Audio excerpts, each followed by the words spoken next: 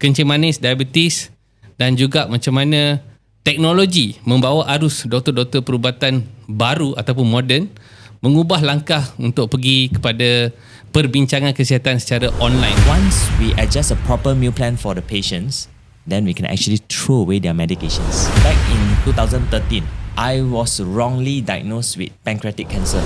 Without doing further investigation, dia cakap terus yang ni cancer. Kita mesti cari root cause. Satu patient yang I remember, dia masuk sebab ada satu luka dekat kaki kiri dia. Dia undergo 2 operation tapi masih tak dapat selamatkan dia lah. And I found that diabetes is actually reversible.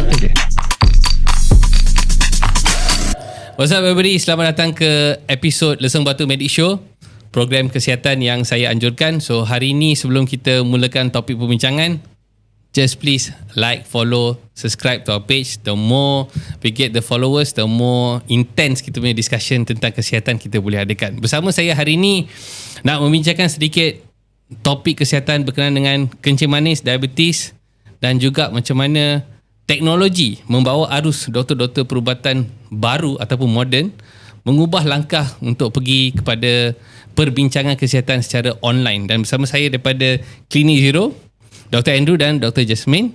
Selamat datang ke Lesung Batu Medic Show. Thank you for coming here today. So, Dr. Andrew, we know each other quite long. Yeah, I think 7-8 tahun ada? Ada, I rasa ada. Kan? Yeah, okay. Sure, pre-MCO. I think 2016 kot, I rasa. Kot, wah lama tu. Yeah, okay. Yeah. So, maybe you can just terangkan sedikit about your team, Clinixero, and apa you guys buat dalam segmen perubatan. Alright, so we are from Clinixero. We started back in 2017. What we do is we focus on helping patients to reverse diabetes. Okay, kencing manis lah. Yeah. So how do we do reverse diabetes? Maksudnya, we actually adjust the meal plan. So once we adjust a proper meal plan for the patients, then we can actually throw away their medications. Okay. So we get rid of their diabetic medications, insulin injections, as well as supplements. Okay. Yeah. And Jasmine, when did you join Andrew in this journey juga? In this journey, I joined in 2019. 19. Yeah. So I think kalau if I may recall, I think Dr. Andrew, you dah mulakan this journey ni, perjalanan untuk masalah kencing manis and metabolic issue ni. Saya rasa during that 2017-18 you dah mulakan. I dah lihat banyak content you telah buat secara online pun, betul tak? Ya, betul. Actually, kenapa kita ada buat tentang yang kencing manis ni is because of this principle. Kita focus on the root cause only. Because back in 2013, okay, 2013, I was wrongly diagnosed with pancreatic cancer. Okay. Salah diagnosed. On me. Okay. So they actually found a growth, okay, this big lah. Okay, ketumbuhan about 4 cm diameter, okay, dekat saya punya pancreas. Ya, kepala pancreas lah.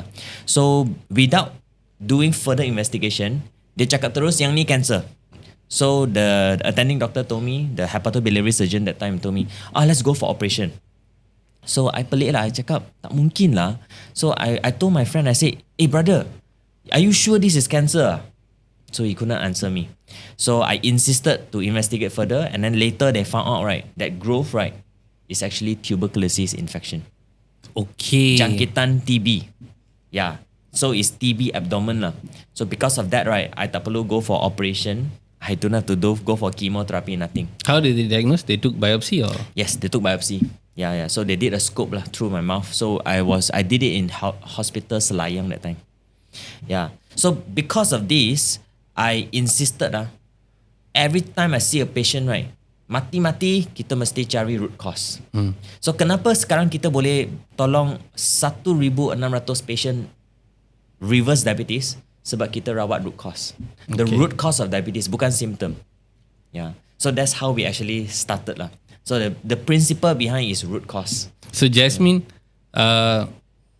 awak berkhidmat juga dalam sistem kerajaan, and bila you lepas daripada sistem tu, kenapa you didn't think about, okay, maybe I can buat specialization juga, ataupun look, you also felt that there was something that we needed to fix at that point. Why did you join your brother for this journey?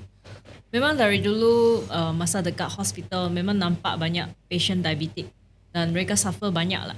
Macam contoh lah, saya ada satu patient yang I remember, very very clearly dia masuk sebab ada satu luka dekat kaki kiri dia. Luka yang sangat besar. So I have to clean the wound every day. And then tapi masih tidak boleh selamatkan kaki dia.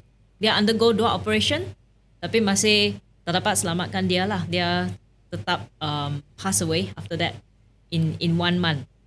So I memang masa itu sangat frustrated lah. Macam nampak patient macam ni tak dapat tolong, you know. So after that I actually have an interest that in regards with this reversing diabetes. So I actually made a research regarding it, and I found that diabetes is actually reversible. So I joined Dr. Andrew in this journey. Nice.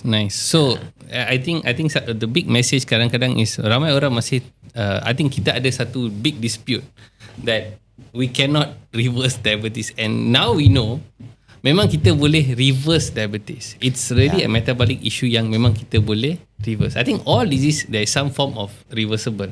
Tapi because the industry punya kekangan, there is always a shutdown. But at least kita mungkin ada alternatif untuk look kepada seperti yang both of you said that the diet, the lifestyle is going to be the biggest thing that we need to push them to think.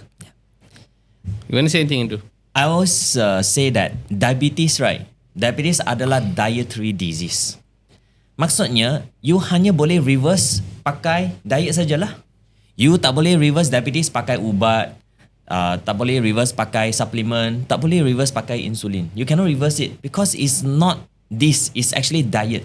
So kalau diet betul, memang boleh reverse. So sekarang ramai yang cakap, kenapa you orang confident boleh reverse? Yelah, patient sudah 1006, takkan kita tak confident lagi.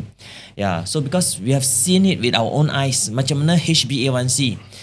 You see, Dr. Jasmine, what is the highest HbA1c you have ever reversed? The highest one? 15.7%. Down to 5.7%. Wow. And we remove all the insulin, dia punya oral. And this kind of patients yang bila you lihat ni,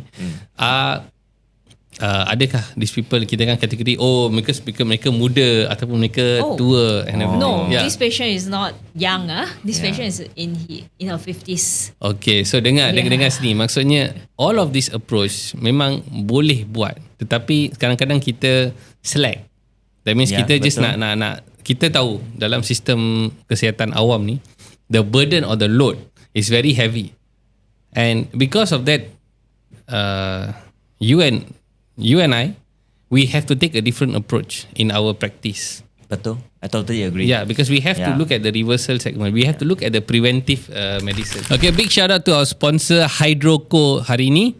Hydroco ialah pure coconut water yang telah dehydrated kan. So maksudnya telah dikeluarkan air dia, tinggal semua garam mineral saja. So sekiranya anda tengah travel, sekiranya anda ada masalah dehidrasi, rasa kering, tekak dan sebagainya, apa yang you perlu buat, just hanya perlu koyakkan, letak dalam air and minum. And you akan dapat semua benefit daripada air kelapa sebab this is purely coconut water, tapi bukan hanya satu tetapi 2 coconut water dalam satu paket. So this is very suitable untuk orang yang tengah travel ataupun pada waktu-waktu yang you mungkin tak dapat jumpa kedai air kelapa. This is your good alternative. It's available at clinics and also pharmacy dekat seluruh Malaysia. So for those yang berminat untuk beli Hydroco, just pergi pada link di bawah and you hanya perlu klik and you can purchase Hydroco. But one thing I like that Clinixero, your approach is you have moved to the scale. That means you digitalize the clinic. Yes. My clinic is still mortar and pestle kind of clinic. So it's a brick and mortar. Brick and mortar kind of practice where we have to see patients on a one-to-one, very intimate kind of discussion. Tapi I think this new segment of telemedicine, teleconsult is something that we also can apply in a big scale. But at least you guys took the change. So how is this journey going on at the moment? I think I want to thank God that what we are doing, right, we are considered very lucky because you see medical practice, right, banyak yang kita kena check patient, kita kena sentuh patient. Tapi when it comes to diabetes, we're very lucky because all we need is kalau patient boleh buat these few things at home lah. Kalau dia boleh check sugar dekat rumah, dia boleh check blood pressure, boleh check body weight, boleh check waistline. As long as you can do all this dekat rumah kan, you pass lah. Because all we need is all this data kan. So you just isi semua data ni dalam borang yang kita bagi. You pass the borang to us and that's it. We will know what to do next. Okay. And as long as they are honest also with the data lah. Of course, yeah. I mean, no point to be to lie cheat, to us, No point to lie to us. Yeah, right? correct. Yeah, because it's their own life, right? Anyway. Exactly. Yeah. So, talking about telemedicine, actually telemedicine tak baru pun. Betul. Dah lama. Kalau kita tengok luar negara kan, I rasa dah more than 10 years. But so COVID-19 jadi macam dia jadi macam catalyst, betul. Dia macam blessing in disguise lah. We were forced to move into the digital world. Like you see during COVID-19 what happened? Zoom like suddenly shoot up. You know, everybody started using all these video conference call and things like that. Imagine us using the temperature monitoring by just going and just clicking on it. It never existed, you know. Actually, I think the technology probably is it leaped. It leaped, especially after COVID-19. So, guide us through. Let's just say a person comes in to this service. What happens? What happens in the whole process? Okay, Jasmine, you want to start? You want to start? Yeah. Actually, what happened is they actually have to undergo a talk first, Okay. which is online. Okay. So there will be a lot of participants there, and after that, after they go through about the 2 hours the talk, okay, baru dia decide lah whether dia nak sign up ke tidak lah. So lepas dia sign up, then we will see dia punya condition, and the first time kami tengok is 1 jam. Okay. Yeah. So this is a 1 jam. detailed online discussion. Betul. It's Yeah. long-winded. It's very long-winded. We discuss, okay, apa masalah apa, ada apa masalah lain selain diabetes, hypertension, ada apa masalah lain. And then we look at the medication list. Lepas tu, kalau dia overweight, kami akan bagi tahu lah whether you need to reduce weight or not, like that. We will tell them the ideal weight, and then we will just sort of look into their kebiasaan apa mereka makan lah. And after that only we will let them know, okay, you should correct this and that, and modification of lifestyle, and then together with probably sesetengah ubat yang kami kena remove lah. Okay. Yeah. Okay. During the first session itself. After that, the second one, we will slowly lah look at the progress and tengok yang medication yang mana boleh di remove. So we can just remove one by one after that. Okay, I understand. So, moving also on that question, maybe Andrew, to ask Andrew, how long is this journey? Berapa lama durasi ataupun expectation this person? Maybe you were looking at the HbA1c by 2 cycles, 3 cycles to see progress. Some will be extra babysitting. How is this journey so far? Because it's 4 years already. If you have a lot of data, you know what is your mean and your mean and your max. Generally, one program is about 4 to 6 months. 4 hingga 6 bulan. So it's about five, sometimes 6 sessions. Yeah, so it's about that. There's actually 2 aspects that we are actually focusing on. So bila patient masuk first time, memang kesian lah sebab ubat banyak kan. So you know right, I'm pretty sure you came across patient yang makan macam 10 biji ubat every day, right? Like sebab ada kencing manis, ada darah tinggi, then sometimes ada blood thinner, ada cholesterol medication and all this ah. So you sum up lah, total mungkin 10 biji. Okay. So ubat dekat sini mula-mula. Pemakanan dekat sini. Pemakanan tak betul. Okay. Dia makan lagi banyak ubat daripada makanan yang betul. Betul. Mungkin their breakfast is just that pill, sudah kenyang kan.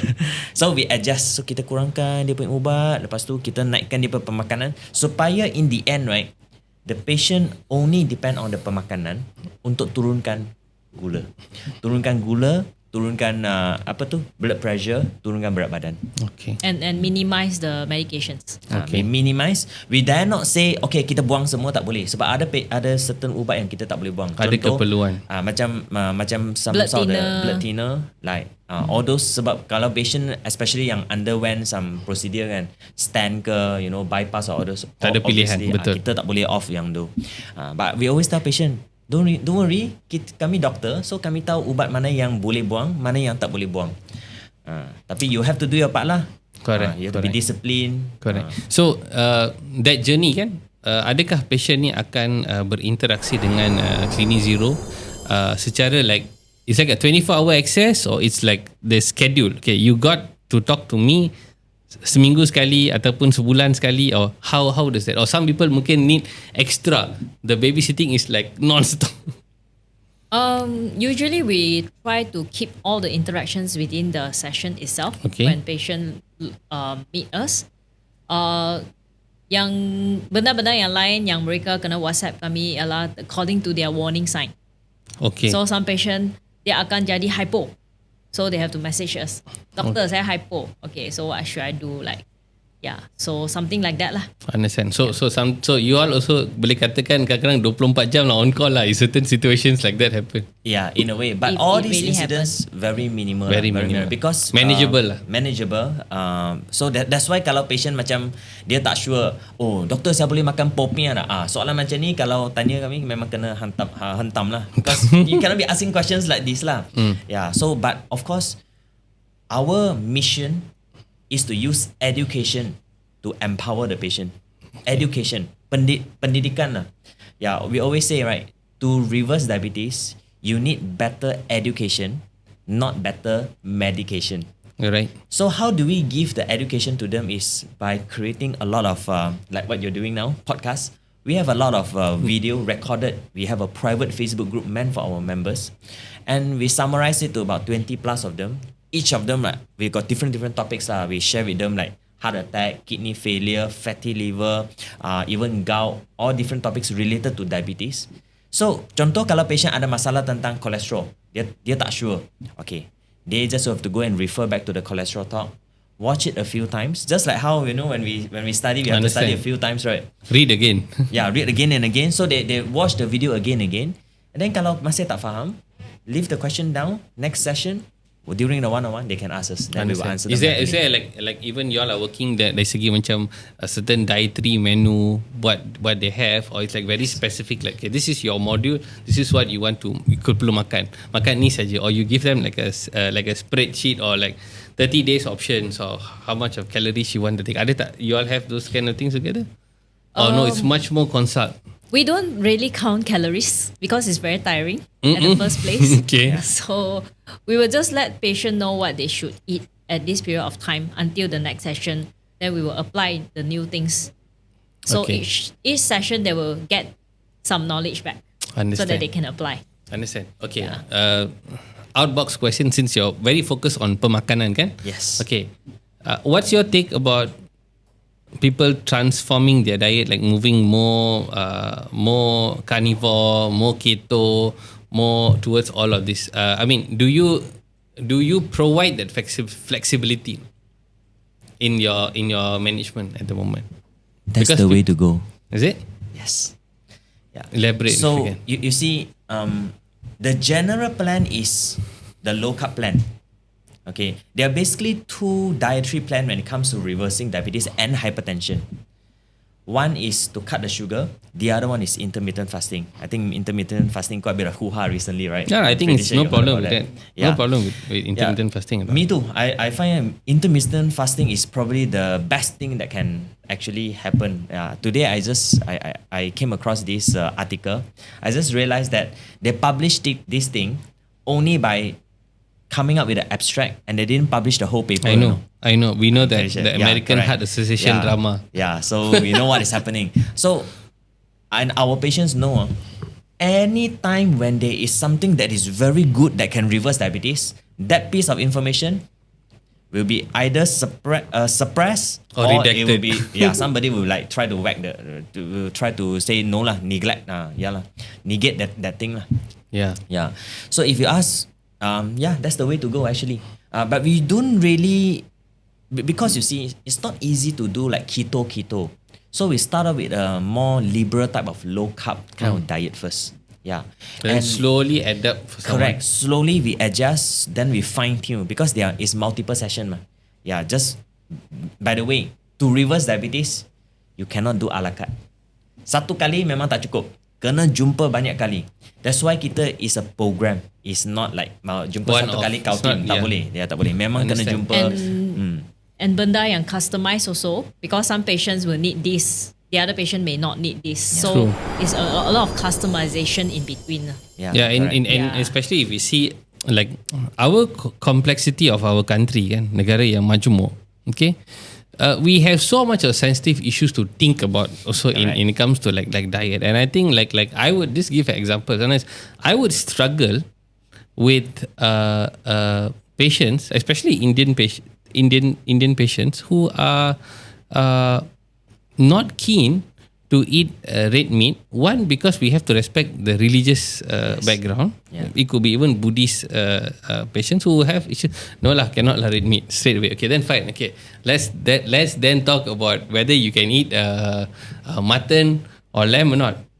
No, I don't eat it because maybe it's very rare. Maybe like Christmas, Deepavali or something. That's when they will probably go in. And then I dig deeper in to realize that the female consumption of red meat among Indians it's absolutely low.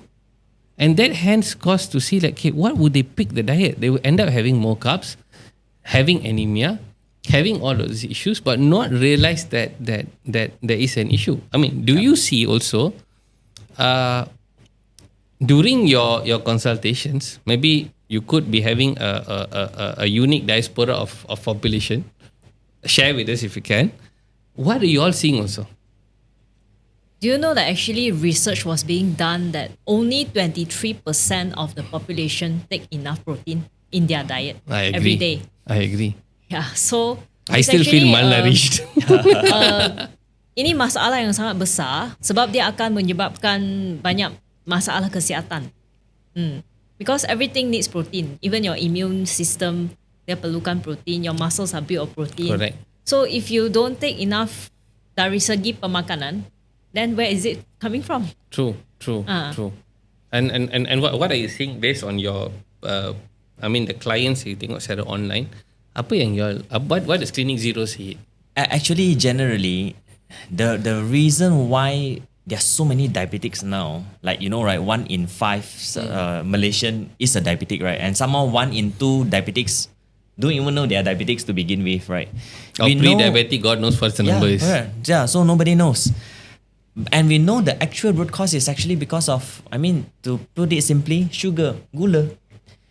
Okay, but everybody keep thinking, gula sebab, saya minum teh tarik ada gula, saya makan kuih, saya makan goreng pisang, apa-apa. No, actually, that's not really the gula that we are referring to.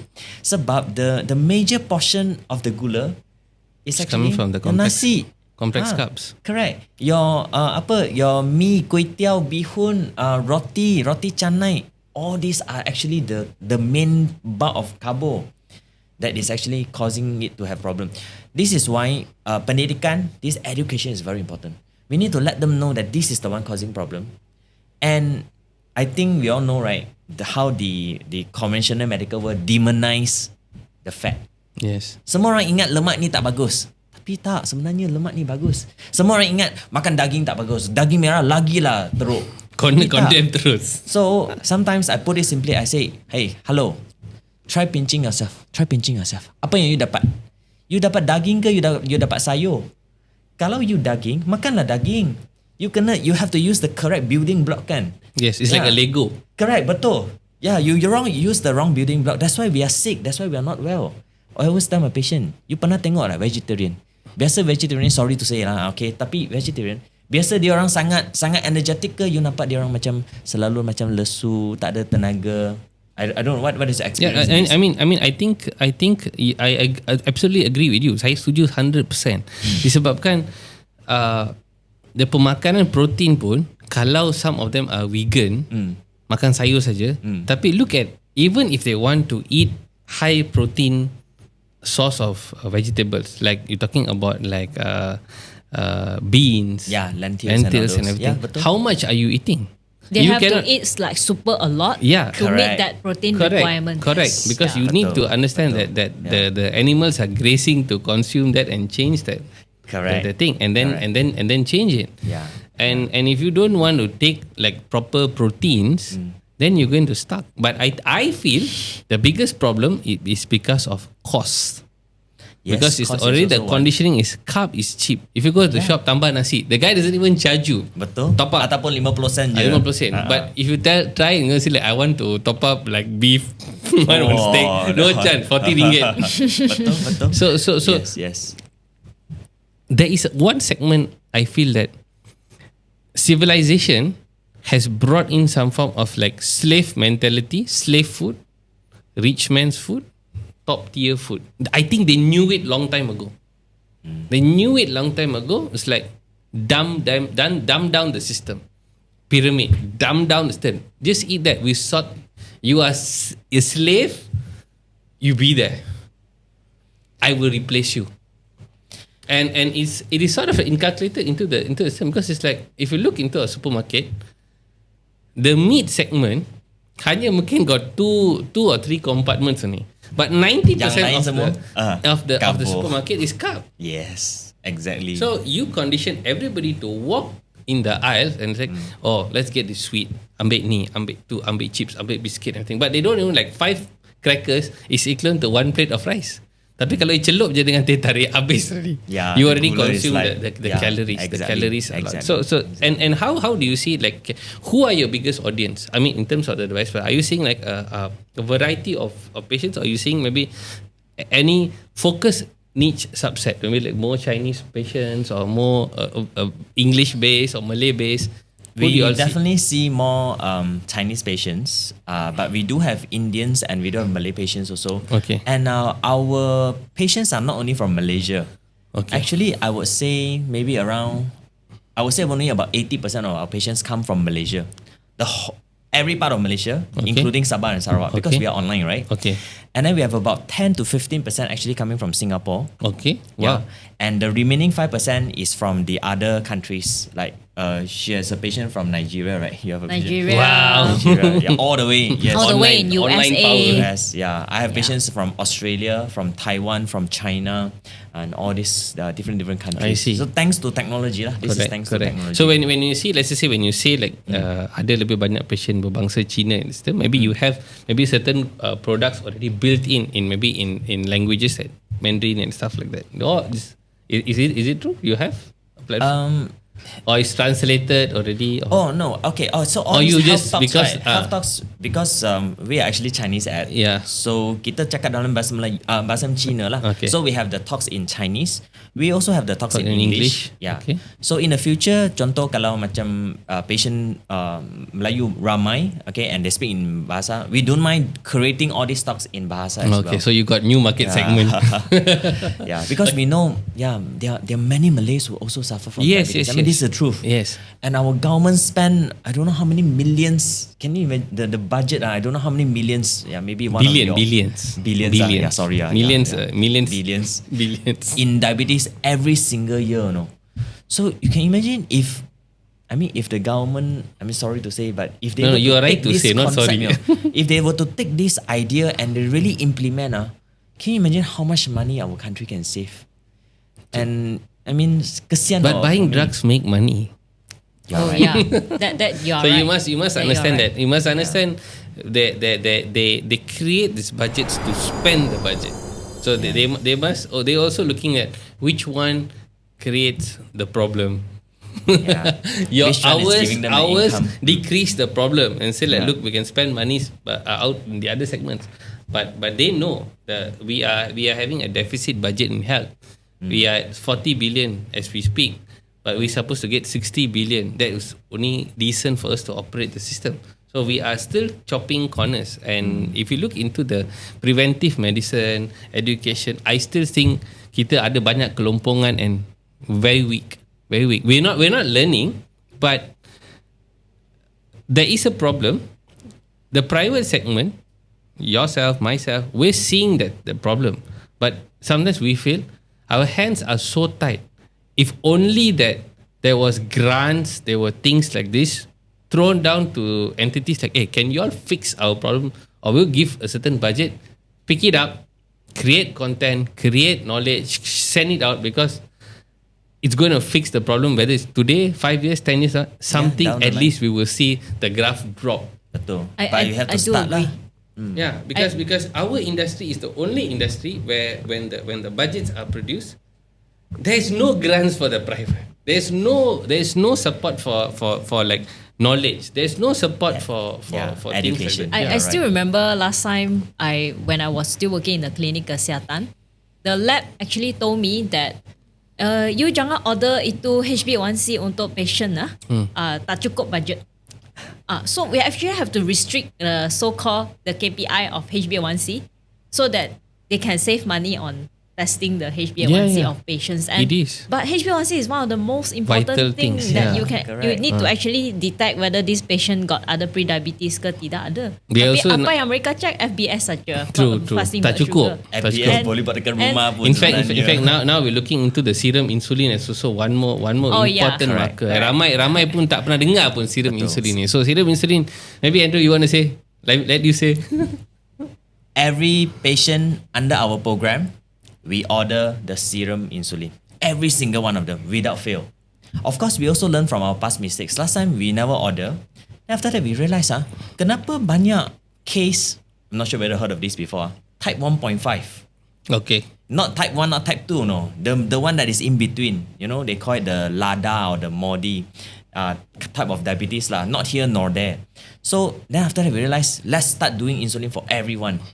And then, you know, when we order this insulin, sorry tapi banyak doktor kan. Apa ni Kenapa you order? Kenapa you nak ni? Because we ask them to go back to their own family doctor to do it, right? And they were like, why in the world you order this? Expensive. Don't expensive. order. That's the thing. The stigma is expensive. Tapi bila kita dapat informasi daripada serum insulin, banyak benda we start to see. We can see, especially when I'm a person like we see a lot of hormones in the clinic kan. So one, insulin ialah hormon. Always remember, insulin ialah hormon. So bila kita lihat pada benda tu, we already can see how the metabolic pool of your cortisol, your sex hormone, testosterone, estrogen, your thyroid, all of this is all like a web. Yeah, because hormones are working together. All working together. Yes. So benda-benda ni kadang-kadang bila even like macam Clinixero ke ataupun saya pun order ke, ada sebab kita nak order. Bukan kita nak pastikan kita nak buat blood test yang mahal-mahal. Bukan. Bukan. Kenapa kalau kita pergi kat, they will say, doktor, kenapa buat kat blood test dekat pharmacy ke, buat dekat walk-in ke, murah saja. RM80, RM100, we get all this information. But when you guys order, it's like RM700, RM500. Why? Because I said, there are some things, kita perlukan this information. We need this biofeedback untuk kita lihat what is going to happen. Yes. Not just like we just fix what's happening now. We need to start to have 2-3 steps ahead already. Then we can really go into the root cause. Where is the problem? So whatever you're doing is right or wrong. You're right. It's something yang we have to see. I mean, to be fair, let me add on this. Even Singaporean doctors, right? They don't order this insulin. That's why I end up referring a lot of my Singaporean patients. I minta diorang datang ke JB, a certain lab, to do the blood test, to test the insulin. And I always tell my patient, right? I tanya dia orang, cakap, you tahu tak kenapa you punya doktor tak check insulin? Okay, obviously they don't know lah. I'll tell them this. High blood sugar, gula darah tinggi adalah satu simptom diabetes sahaja. So bila doktor you hanya check gula, tak check insulin, maksudnya doktor tu sebenarnya rawat simptom untuk you punya diabetes saja. That's why you seumur hidup you tak akan sembuh. Dia tak boleh reverse sebab dia tak check insulin pun. And more problems saja akan datang. Betul, more problems will actually come. But bila kita check insulin, kita boleh tahu you punya insulin resistance. And insulin resistance is the root cause for diabetes. We are treating the root cause. That's why we need this insulin level. Yeah, so that's why the ordinary doctors, they don't check it because they only play with your symptoms. Sorry to say, but that's the truth. The ubat, the insulin, the supplement, kebanyakan semua main simptom je. Turunkan gula darah, memang betul, turunkan ataupun gula darah. Tingkatkan ubat tu saja. Tingkatkan ubat bila ubat tu tak jalan lah. Yes. Yeah. And also one more thing, the dependency of insulin kan. Ramai orang beranggapan bila dia boleh cucuk insulin, that means it's not. There's 2 prongs to this tau. One rule of thought for patient is like okay lah, lifelong medication insulin. Second thing is like I can do whatever I like. Or with the insulin, with the right? insulin. But they don't understand that bila you bekalkan badan dengan hormon insulin yang cukup tinggi, apa yang akan berlaku is you're just going to store more energy, store more fat, store and store because it's designed for that. I think for your audience kan, this is the part where I think we should spend a bit of time to explain. Okay, kita tahu kencing manis ni memang kesian sebab doktor akan minta makan ubat, ambil after some time ambil insulin, then some people try to sell supplements and all those untuk turunkan your gula lah, okay, your sugar. And we also know another problem of diabetes is dia banyak complication. Stroke lah, heart attack lah, buah pinggang rosak, kaki kena potong, semua. Soalannya, bolehkah ubat insulin dengan suplemen prevent the complications? What is your thought on this? Okay, preventing the complication. Ataupun at least you minimize the risk of complication. You can minimize the risk, but the impact is very, very little. It's going to fall down still to the diet. You see, we realize most of the time, lepas makan ubat, lepas ambil insulin, lepas ambil supplement, so what? Patients still suffer from complication, right? Yes. We've seen that many in our practice, I'm pretty sure. Correct. Soalan, kenapa? By right, all this, bila kita disiplin makan ubat, ambil insulin, ambil supplement, patutnya sudah tak ada complication. Betul. Kenapa masih ada complication? Okay, another very simple answer to it. Because you know why? The bigger system, public system, just focus on the numbers that they want to see. Your KPI is just based on the numbers. The KPI is not, tak bergantung kepada individu. Pesakit ni hanya ibarat satu nombor ekor macam tu. Okay, it's just like if I hit, jackpot, we hit this, we take the small wins, stabilize, but not look into the other issues like when the dam is going to pecah, bila empangan ni akan pecah, because we're not looking at the insulin sensitivity, we're not looking at the insulin resistance. Just see the number that day, because that glucose check, the DXTs, kita boleh fake. Hari ni nak jumpa doktor kat klinik, they are betting against the doctor.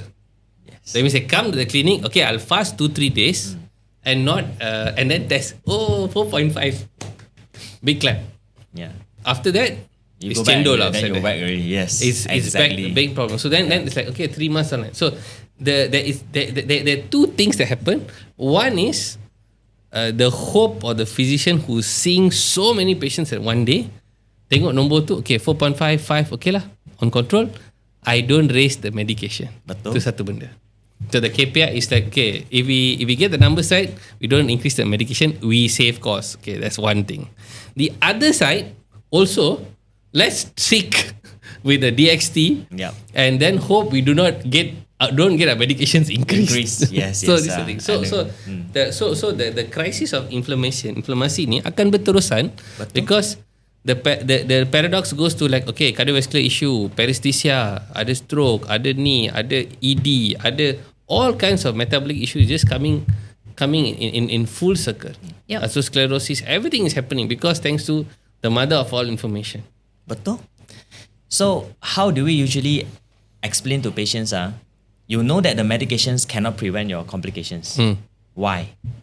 Okay, I think this one deserve a bit of time for explanation. Okay, contoh, Dr. Roland, kalau you punya dapur dalam tu ada sampah, mana you akan buang sampah tu? Dua option. Option pertama, you akan pack it nicely, buang outside, dekat luar rumah lah. Okay, bukan rumah jiran dah, just luar saja. Okay, option 2, you pack it nicely, you buang dalam you punya bilik tetamu. Contoh lah, you ada satu bilik tetamu. That's like less than keeping fat in the body. So mana satu? Of course lah, outside. Of course lah, outside. This is common sense kan? Now, when we come back to diabetes. Diabetes tu, gula ada dalam you punya, gula banyak lah dalam you punya salur darah. Okay, bagus. Doktor bagi makan ubat, bagi insulin, bagi suplemen semua tu kan. Dia cakap dia turunkan gula dalam salur darah. Memang betul pun, tak salah. Soalan, mana gula tu? Correct. Where it went?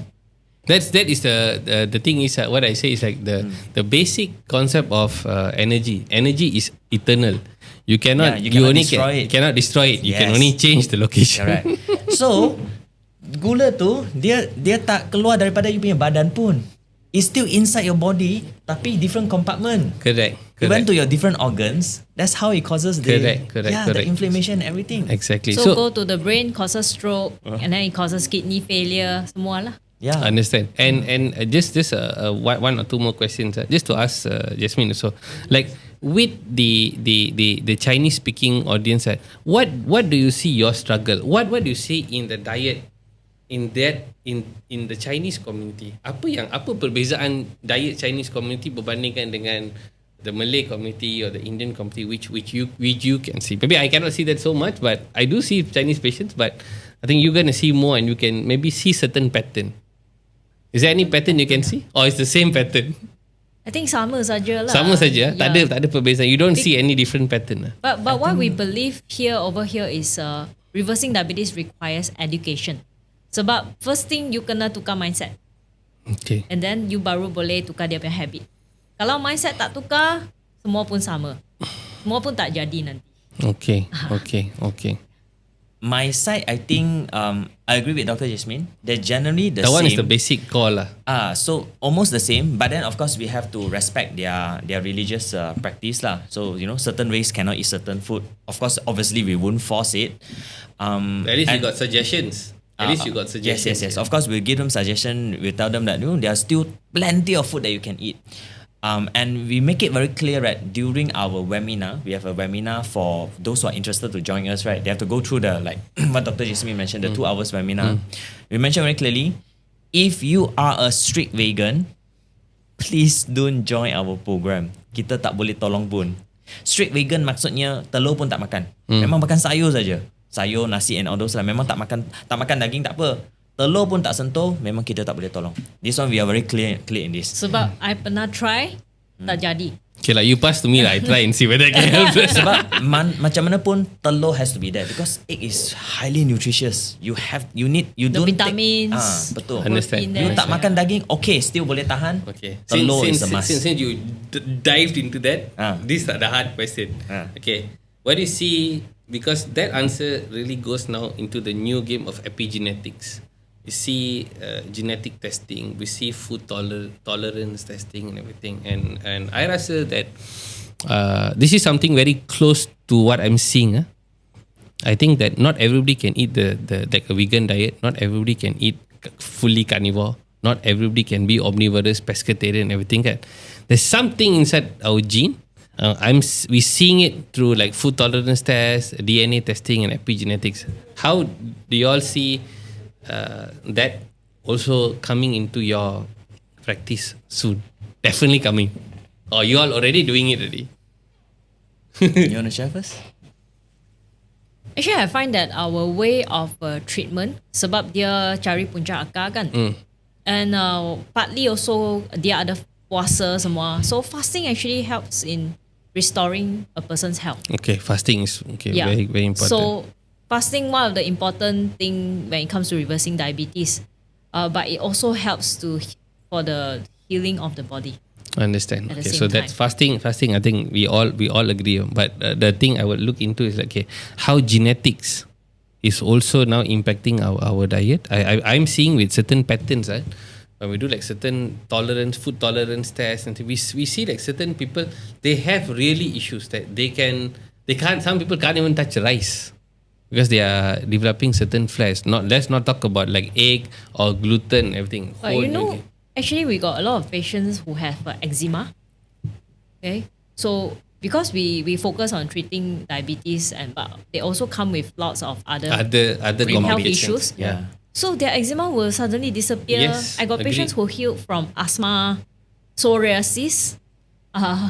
True, because once you fix the inflammation or you suppress the inflammation down, bila inflamasi dah drop, automatically the body jadi tenang. Yeah, correct. Gastric boleh sembuh, gout boleh sembuh. Tanpa ubat, semua ni tanpa ubat, tanpa suplemen. Yeah. And another thing, as you all scale up in this segment, of course you akan perlukan lebih banyak doktor and everything. Macam mana you lihat that the new technologies that coming on online like AI and everything, are you all seeing that as one thing that you all can integrate in the future? We believe we will definitely integrate one AI. day. Yeah, one day. But frankly speaking, we still don't know how it's going to work out.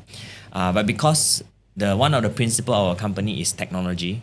Therefore, we hope we will be one of the early movers to actually adopt technology. Yeah, in fact, like what we are doing now, we believe is actually very advanced. 100% online one-on-one session. Good for the patient, good for us. It doesn't really matter where you are. And some people say, you only prescribe a meal plan. Yeah, the meal plan is powerful enough to reverse your diabetes. True, and always people akan also that trust of like, can I, why you sure I can remove a medication? You sure this cholesterol I don't need to take? You sure I don't have to take this? You know that? That affirmity also will happen. Just something. No, we not only prescribe this diet plan, but we also help to remove medication. Okay. And other things that I realize our patients, because I usually ask feedback lepas, the last session, I will ask, how do you feel about the whole thing? They say that what they gain is a lot of knowledge. Yeah. Because both of us, we watch a lot of podcasts ourselves and we read a lot. So what they gain also is a lot of knowledge that is out of something that they cannot get from their own doctors that prescribe medication. Nice. Yeah. Okay, so before we wrap up, where do people get you? Macam mana nak cari you all online? Where to search your services? Alright, so our wellness center is called Clinixero. Yeah, so just in case you are still thinking why is it called Clinixero? Because it's zero. Zero medication, zero insulin, zero supplements, and it's actually zero clinic also because you don't actually come to the clinic to see us. Yeah, so it's Clinixero. So you can find us on Google. We have our own website. We are pretty active in social media. We have also our TikTok account. So you can look for me. I'm Dr. Andrew Chew and I'm Dr. Jasmine. Yeah, so we're also on TikToks and we plan to also. I think in the end it's all about the education. So I think what you are doing is perfect. Thank you. What you guys doing also you're doing a great job. Yeah, I mean that's why we're on the same table, right? Discussing about this. Yeah, I feel very sad when people do not know about this, that their diabetes can be reversed. It's not that the medication is helping you, right? I mean, if it's helping you, please go ahead. But the problem is, it's not. Yeah, so we need to be open-minded. Yeah, if you're open-minded, then only you can learn. You're ready. Yeah, you're ready. You have to unlearn and you have to relearn.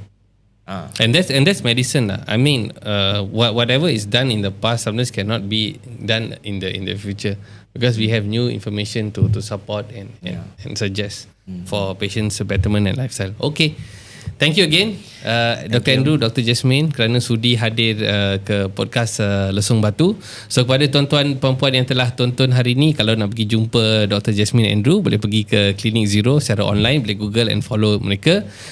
Don't forget to like and subscribe Lesung Batu Medic Show dalam YouTube, TikTok, Facebook dan ke semua social media platform because your subscription, your like akan improve our rating and kita boleh dapatkan lebih banyak doctors dan juga orang-orang ilmiah tentang kesihatan dan gaya hidup untuk hadir berlesung bersama kita. So hingga kita berjumpa di episod akan datang, kita lesung kau-kau. Okay.